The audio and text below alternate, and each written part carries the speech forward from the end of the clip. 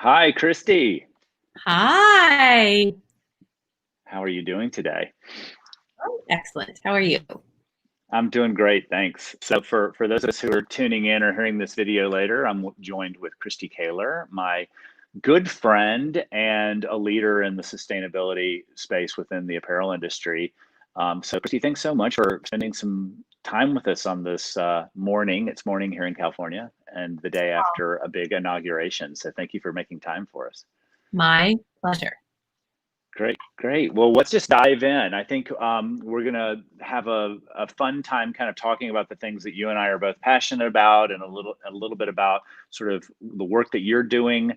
I know Kristy Caylor, who is the CEO and founder of 4 Days. Kristy, I know you for a number of years now, and your background, I think, in this space is really interesting because you combine a lot of different lenses and angles from the fashion industry perspective. You cut your teeth inside of Gap Inc. and you worked to build businesses inside Gap.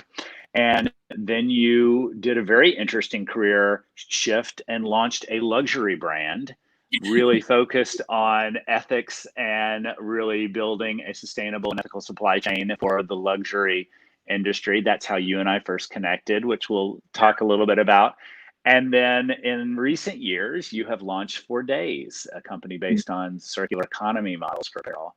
So I guess my lead-in question to you is, how tell me a little bit about Kristy Caylor and this arc that you've had within your career and how you define that thread. Yeah, I think, as you said, I've been doing this for a while. And every time I say, I've been in fashion for 15 years, I'm like, oh, how did that happen? No, I have an engineering background, which is kind of an odd match for fashion. But for me, I also did an MBA and a design program. And I really love that the industry kind of plays in supply chain and linearity and technology, but has this like magical component to it, which is product and customer and the emotional connection to the things that we buy. And so for me, I think of the very core, I've been entrepreneurial from the outset. As you mentioned, I got to launch and grow businesses for the Gap, have a tendency to question the status quo. And so when people are like, well, that's the way we do it, I'm like, but why? Shouldn't we maybe think Mhm. about doing it differently? And I think that's been the theme throughout. And Yeah. so in my wonderful experience at the Gap, I got to run cross-functional teams, really launch and grow some pretty exciting businesses, live in Japan for a year. And I got to spend a lot of time in our supply chain. And it was really at that point where you have that like classic experience where you like land in a major city, drive 2 hours outside of the city, come upon a fake city that's really there only to support production for like Gap and Marks and Spencer. And it's a 24-hour factory. And you're just like, whoa, we're so disconnected to the way we make products and the decisions we're making on the business side. These elements aren't being considered. And so when you have a business where you're selling a tremendous amount at markdown and having all of these returns, the cost structure is compressed and it actually has a deep impact on people on the planet. And so for me, that was just a pivotal moment where I said, I know how to make brand and I know how to make product and I think in systems, like we actually have to improve the system. And so very fortunate to kind of move on into the more mission and impact oriented space, ran Product Red for Gap, which is really the first of its kind. Like the idea that, customers could vote with their dollars or do something more important with their purchase was new. Mhm. And so we really had to kind of craft a narrative around that. And for me, we initiated a sourcing strategy in Africa. It got me very interested in supply chain innovation and the impact that could have on people. And that kind of segued into Mayette, which was that leap into luxury. But really for me, it was because fashion as a whole, particularly at that time, it's 2010. I mean, we're light years away from where we were there. But people thought like anything innovative, sustainable, just kind of doing something new was automatically going to be really ugly. And it was Yeah. like, oh, that's cute. Are you a philanthropy? Like, are you going to sell in Whole Foods? And I was like, no, guys, we have to change that idea. And so that was the goal with Mayette, which was really let's elevate what purpose and impact can quote unquote look like and do it with a really novel supply chain and work with artisans globally. And, instead of selling at Whole Foods, we sold to Neiman's and Saks and Net and all those really fabulous brands. And I thought the business would be different when I went into that landscape. I just thought, it has to be more efficient than the mass market. It has to be more thoughtful. And we couldn't possibly have so many markdowns and returns. And it kind of was the same. Mhm. And I was like, wow, guys, like the whole, like I've seen it from every perspective now, the whole thing feels really broken. And it inspired me to start asking the questions why. Like, why do we make too many things? Why do so many textiles end up in landfill? And the answer was kind of the business model. It was really like the business model is predicated on selling all of us more and more and more and more stuff. So that's kind of what really led me to 4 days. And I was actually thinking about it. I was like, it's actually your fault, Louis, that I'm doing 4 days. Blame you. I like that. Yeah. Tell me more. Because I got this wonderful experience with Fashion Positive on the Cradle to Cradle initiative, and I learned about the circular economy. And it was at that moment that I was like, oh, wait, there's a new way. We don't have to do it this way. Absolutely. So, yeah. Well, if I can brag on you, I mean, I was thinking in preparation for our talk about like, when did I officially really first meet you? Was it in New York in the Mayette studio, or was it in Italy that day when we all flew in and we met with the supplier? And but from there, it was just like the fast friendship that built and built. And, you know, as I was looking over, like, we've intersected in so many committees, from Ellen MacArthur Foundation, you mentioned Fashion Positive, Ellen MacArthur Foundation being focused on building the circular economy.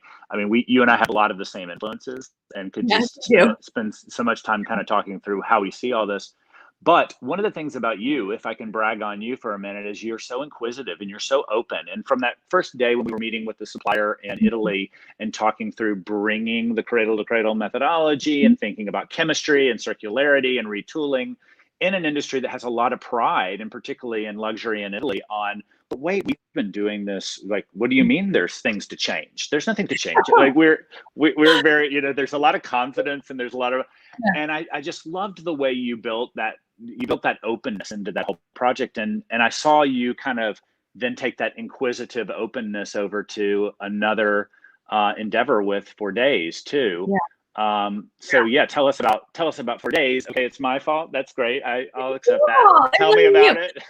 Yeah, well, and I think it was actually supplemented by another squad we were on together when we were doing the Global Future Council on Consumerism. And as I just became more familiar with the statistics around kind of landfill waste, energy consumption, water consumption in the fashion industry, and really, really honed in on the fact that we have a linear business model that's predicated on selling us more and more stuff.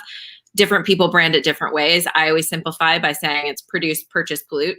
And that's the customer experience. It's like, make us stuff, sell us stuff, and then we throw it out. And I was like, well, that can't go on for forever. So we have to actually create something more circular. And I think that specifically when we were doing the World Economic Forum kind of work, what I realized is all these huge multinational companies were like, yeah, sustainability has to be central to strategy. It can no longer be a cost center. And then no one had solutions. And everybody's like, now what do we do? And, you know, I looked at our own industry, and I thought also coupled with the fact that customers' relationship to ownership has actually changed very dramatically in the last 5 years. We no longer need to own things for forever. Yeah. It's so key, right? Because it's like, and in some cases, actually owning it for forever is a giant burden. And, you know, you see it obviously in like digitized products, like highly durable goods we can share and rent and do whatever. But in fashion, you know, you have a small sliver that's rentable, slightly larger sliver that's resellable, but then this giant swath of product that really doesn't have a solution. It's a $1.5 trillion industry. I was like, well, what are we gonna do about that stuff? And I think a lot of people are working on supply chain side and materials innovation, but really the mechanism to get it back and to relate, give customers a way to relate to their products differently. Like I had my own experience where I was moving from Manhattan to Brooklyn, and I purged everything, and being a very mindful consumer, I sold to the Real and Buffalo Exchange, and had like my tiny pile of like actually viable donations. And I was still left with this giant pile of crap. And it was pit stained t-shirts and single socks and stretched out pajamas. Like, why do I own this stuff? There's no residual value. It piles up in my house. And what are we going to do with it? And so that was really kind of the defining moment where I was like, you know, if we could create a system that was regenerative, that truly engaged customers in a different behavior, or one around circularity, but one that made it easy, incentivized the right behavior, built around a supply chain that could reabsorb, and designed for kind of circularity, it'd be really an exciting move in the right direction. So yeah, it didn't exist. Yeah. So I set out to build it. Yeah. And I think there's two thoughts that I have. One is, and by the way, I'm wearing my For Days shirt. So just for those listening, it's a subscription model. Like the apparel that you're talking about, it's almost like commodity apparel, right? It's like Yeah. socks, t-shirts, underwear, there are things that just where you're not going to resell it, but it has value because it's materials that need to be collected and stay at a landfill.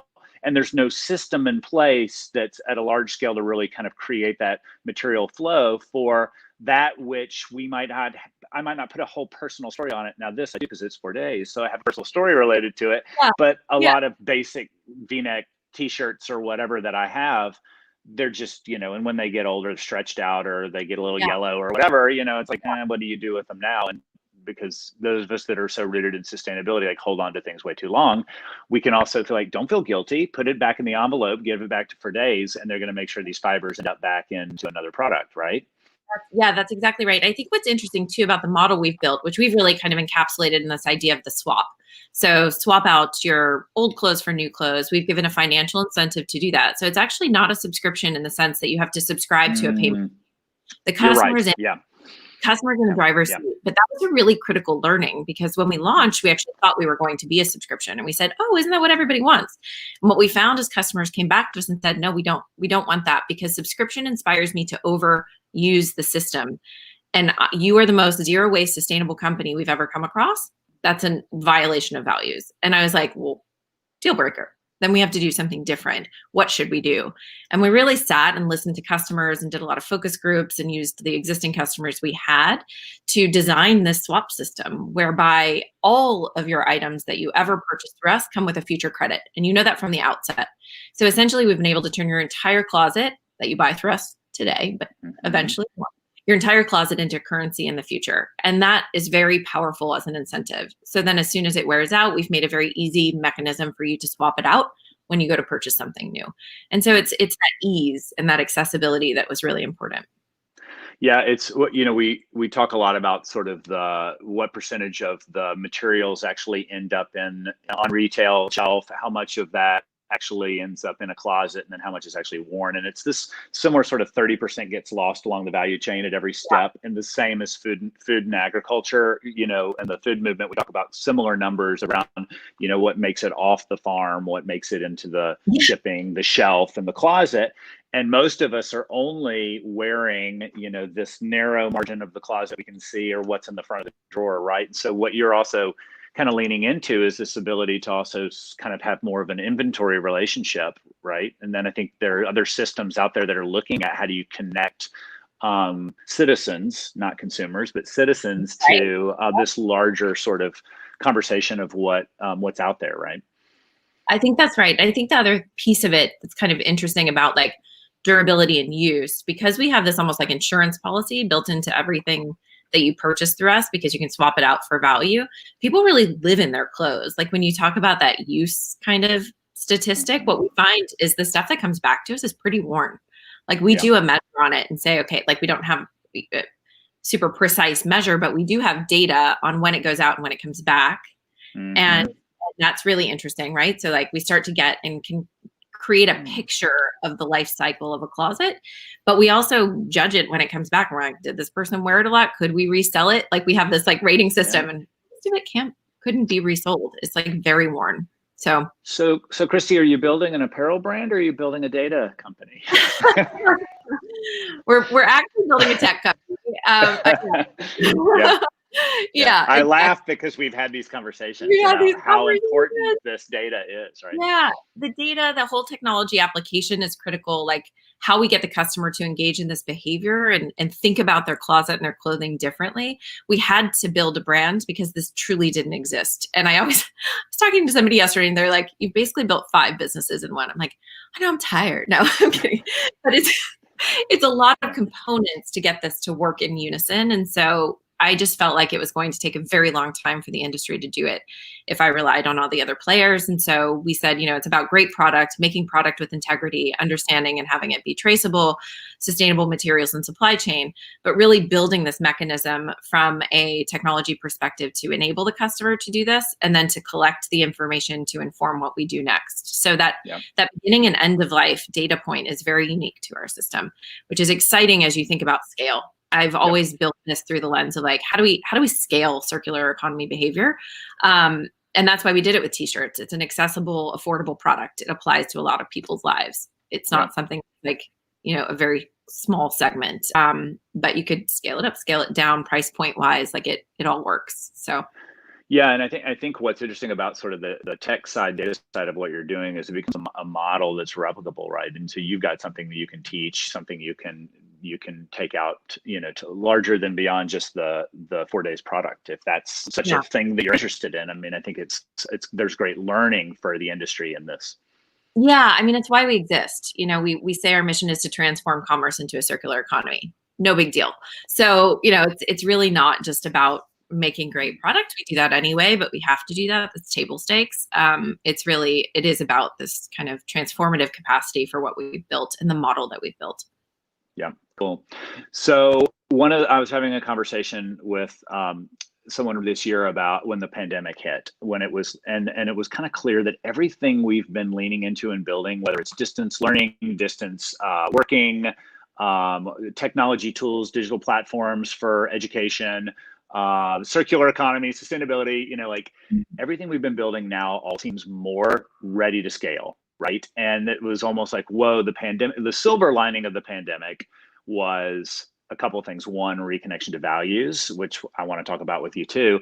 But secondly was, maybe it's now time to scale some of the solutions that are greater efficiencies that we were ready to scale before. How have you seen that play out for you in this business, in your life, et cetera?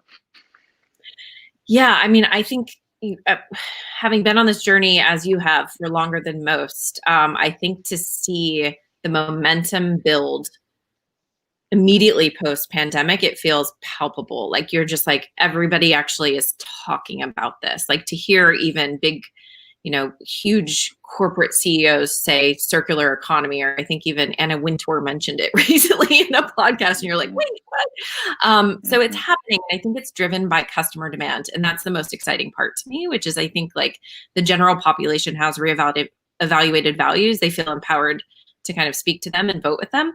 And that will move mountains if the dollar shifts its priority, meaning the customer dollar. So for me, that's just incredibly exciting. And I think opens up the door for us really as the leader in this to have a more meaningful conversation with the industry and with our customers. We've been kind of like educating along the way, and now we have a lot more horsepower working in the same direction. So we've been able to grow the business. People are participating in the program. When you build something like this, you're like, well, people do it. I don't know, like it's kind of a guess on consumer behavior, and behavior is hard to kind of predict, and they're doing it.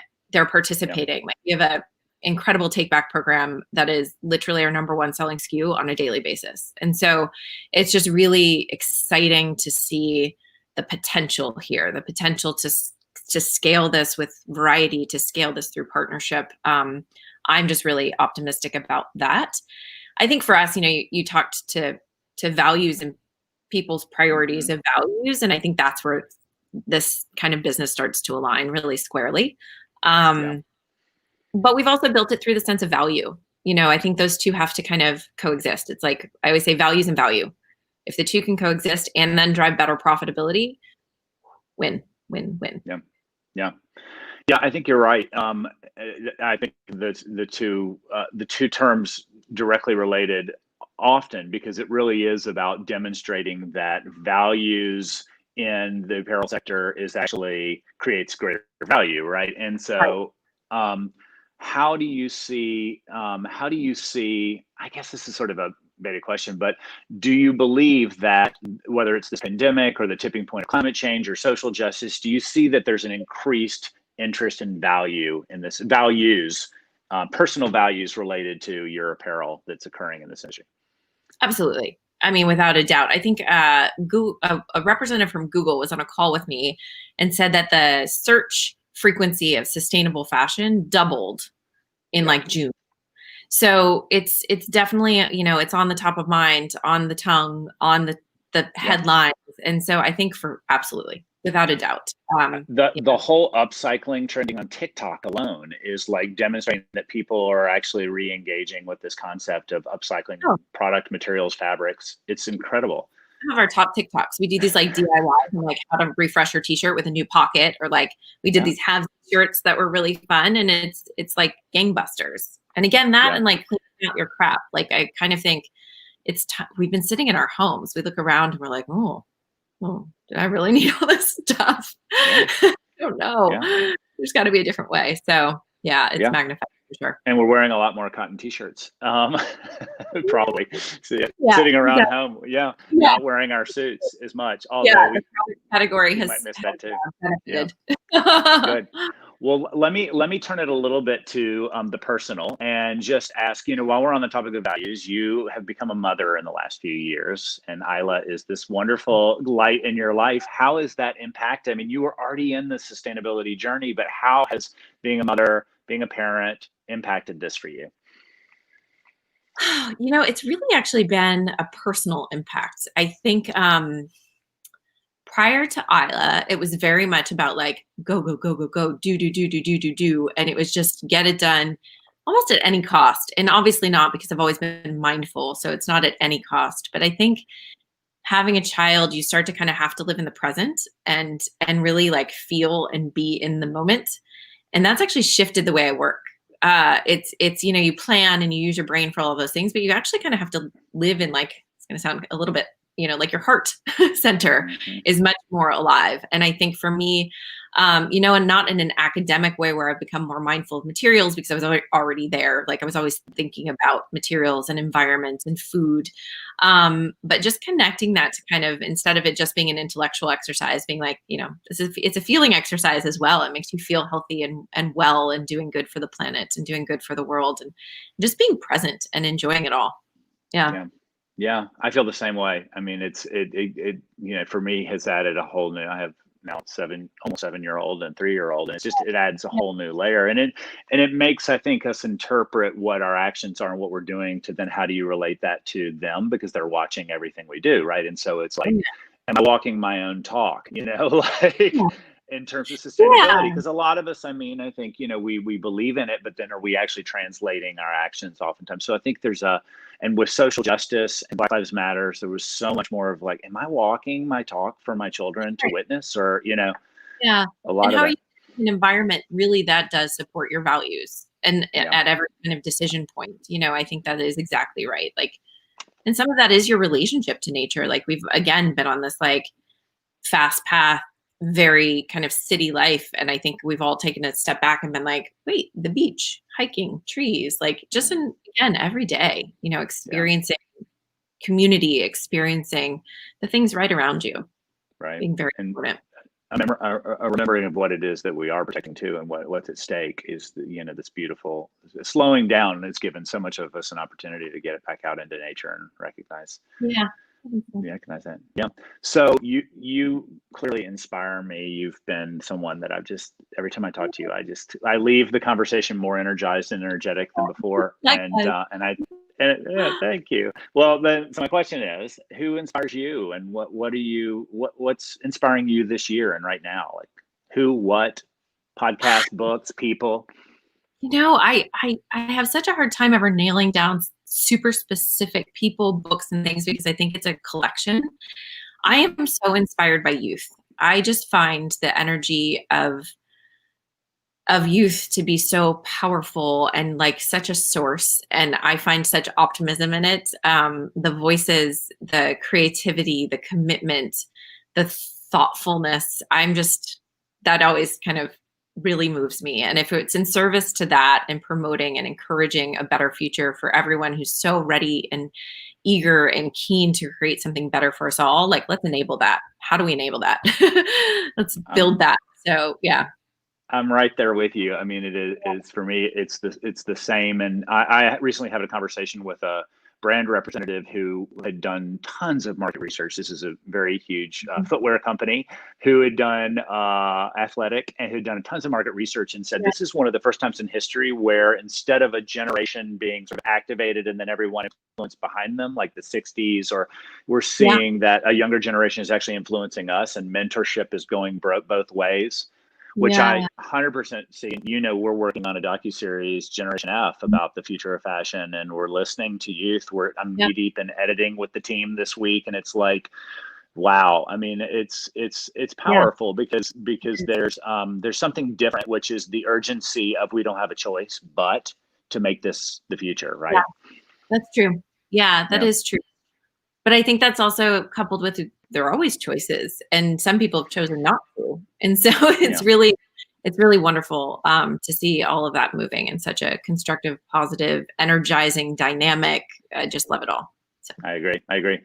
All right. Well, we could go for another hour easily, Yeah. and I love this. I'll just end with like, is there any is there anything that's like what's coming next for you? You want to share, or just a call to action that you think that in this moment, this time, that you want to put out there for folks listening? Yeah.